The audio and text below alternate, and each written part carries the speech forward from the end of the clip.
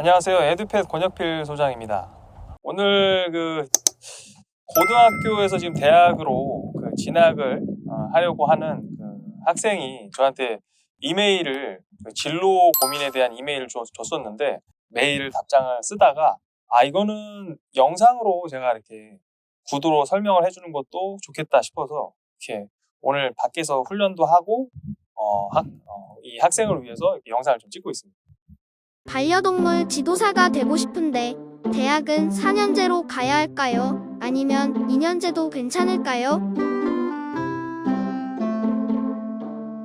결론부터 말씀드리면 저는 갈 수만 있다면 4년제 대학을 권장을 하는 편이에요. 왜냐하면 저 역시 대학원을 36살에 들어갔는데 현장에서 일을 하다 보면 시간이 지나면서 현장 실무가 쌓이고 경험치가 쌓이고 이제 실력이 쌓일 텐데 이론적인 어떤 이런 부분은 우리가 대학에서 많이 배울 수 있거든요.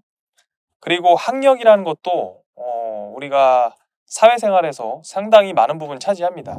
내가 나중에 교수자로서 학생을 가르칠 수도 있고 누군가 성인을 대상으로 가르칠 수도 있는데 그럴 때는 또 이 교수자로서 갖춰야 되는 그런 학력도 좀 필요하거든요. 그래서 저는 개인적으로 전문가가 되려면 3력을 기르려고 합니다. 3력. 3력은 학력, 실력, 경력. 이 세 가지를 쌓아야만 비로소 시간이 지나서 전문가로 우리가 거듭날 수 있다고 저는 개인적으로 생각을 해요. 여자친구와 많은 시간을 보내고 싶은데 반려동물 훈련사는 쉬는 날이 많이 부족한가요?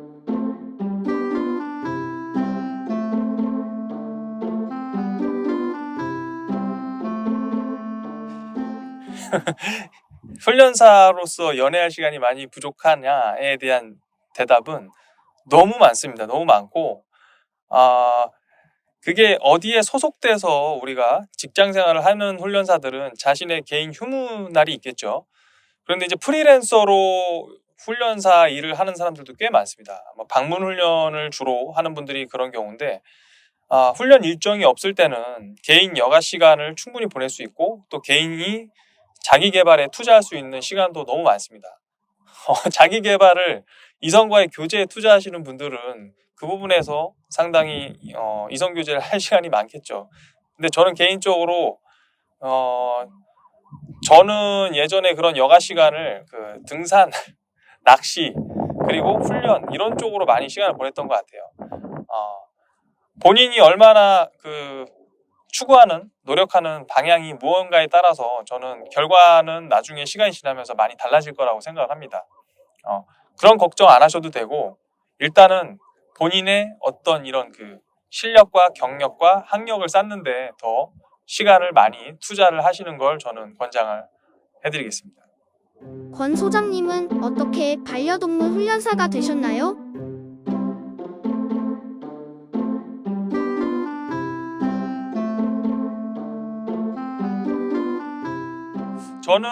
저의 계기는 저는 사실 체육학과를 나와서 물론 이제 나중에 편입학을 했지만 이공계로 저는 운동을 좋아했고 좀 이렇게 약간 좀 정의감에 좀 불타오르는 그런 청년이었기 때문에 저는 경찰 특공대를 이제 들어가려고 되게 강한 그런 좀 열망이 좀 있었던 사람인데 경찰 특공대도 전술 요원이 있고 폭발물 처리 요원, EOD 요원이 있고 폭발물 탐지견 운용 요원이 있습니다. 그래서 견을 운용하는 폭발물 탐지견 운용 요원을 저는 들어가려고 훈련사라는 자격증이 좀 전제 조건이었어요.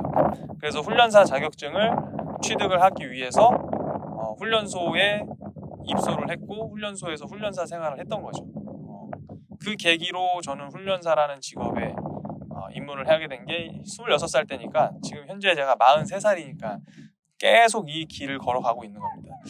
저와 같은 계기가 아니더라도 다른 계기로 이렇게 훈련사로 관심을 가지고 입문을 하는 분들도 꽤 많고 오늘 오전에도 현직 소방관 분께서 전화가 오셨는데 이 훈련사라는 직업에 대해서 자격증에 대해서 취득을 하기 위해서 이렇게 문의를 주셨는데 다양한 직업에 계신 분들이 이 견을 다루는 이 직업에 관심을 갖게 되는 계기가 있다. 근데 저는 그 계기가 경찰 특공대 폭발물 탐지견 운용요원이 되기 위해서 입문을 했고 현재까지 해오고 있는데 중간에 힘든 시기도 꽤 많았는데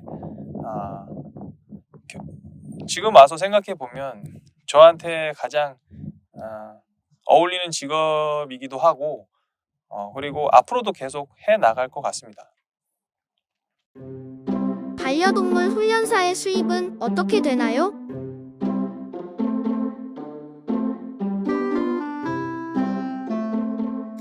이게 되게 민감한 질문인데 훈련사가 저는 개인적으로 수의사나 미용사보다 평균 수입이 적다고 생각을 하고 있고, 물론 그 분야에서 가장 인지도가 높고 유명세가 있는 분들은 고소득을 얻겠지만 평균치를 봤을 때는 이제 훈련사가 미용사보다도 평균 수입이 전체를 봤을 때는 좀 적은 편이에요.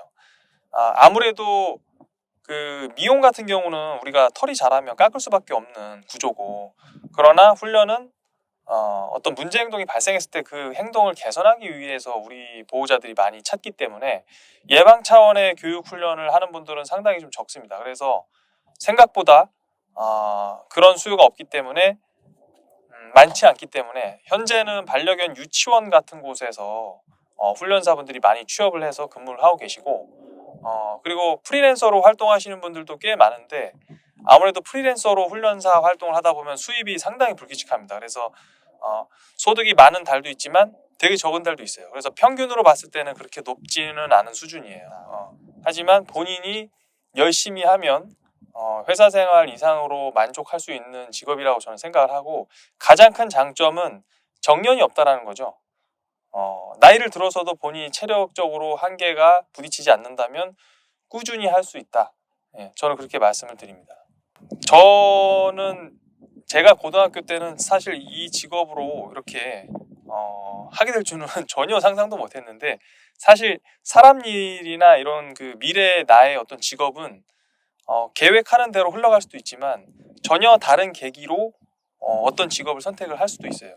하지만 성실함, 저는 어떤 일의 능력이란 거는 일을 하면서 계속해서 업그레이드 되기 때문에 개를 다루는 직업은 무엇보다 가장 중요한 게 성실함이에요.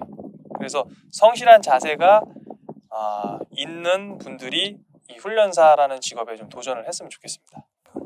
오늘 했던 얘기 외에 좀 궁금한 게 있으신 분들은 유튜브 영상에 댓글로 좀 남겨주셔도 괜찮을 것 같고요.